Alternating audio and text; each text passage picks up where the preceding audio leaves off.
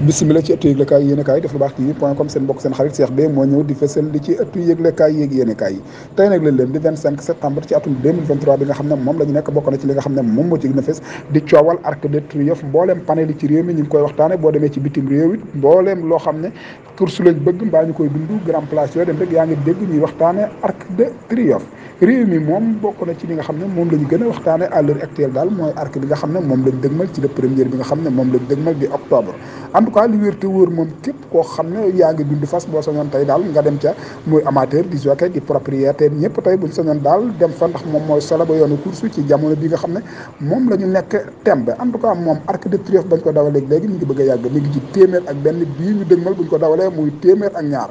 1920 lañ ko jëkk a dawal ki nga xam ne moom moo ko jëkk a raw di Comrade moomu moom moo ko njëkk a raw waaye fas yi nga xam ne moom moo ci gën a marqué empreinte am moom mi ngi raw c'était en 2011 Dame Dream la Dame Dream moomu moom moo ci def meilleur temps mi ngi ko def 2 minutes 24 secondes en tout cas li wér te wóor moom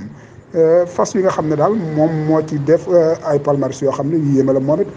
it mi ngi tudd Ziz Star moom daw na ko en 2009 moom Ziz Star moomu yaayam raw na ko en 1993 moom la ko raw en tout cas li wér te wóor moom fas yi nga xam ne moom moo di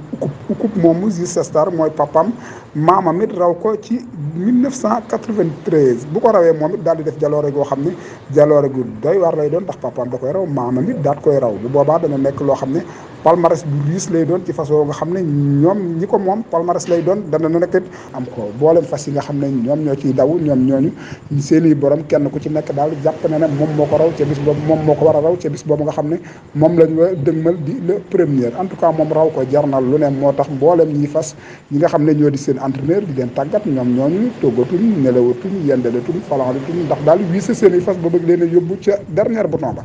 fii la ñu yemandi bye bye bonne continuation à vous Dakar. Il y a quelques années se rapproche en dehors. À derrière les poids loin avec Hurricane Lane ainsi que la favorite Tarnawa qui vient toujours à la corde. Au centre il y a Snowfall alors que le japonais Deep Bond est en retrait avec Bubble Gift ou encore le numéro 12 Silhouette, toujours Brome le numéro 3 qui est en tête de course. Pour le moment le train n'est pas aussi soutenu que nous pouvions l'imaginer avec Brome qui contrôle côté corde. À derrière à son extérieur qui est d'ailleurs brillant. La japonaise Chrono Genesis né au vent en troisième épaisseur. Alan Queer qui est quatrième. Mojo Star qui vient ensuite côté corde. Précédant le cheval allemand le numéro 1 Torquator Tasso qui est pour le moment 6-7e avec Tarnawa qui vient côté corde. Édition de l'Arc de Triomphe, son jockey debout sur les étriers, René Pitsoulek. Tarnawa sera deuxième, la troisième place pour Aurélien.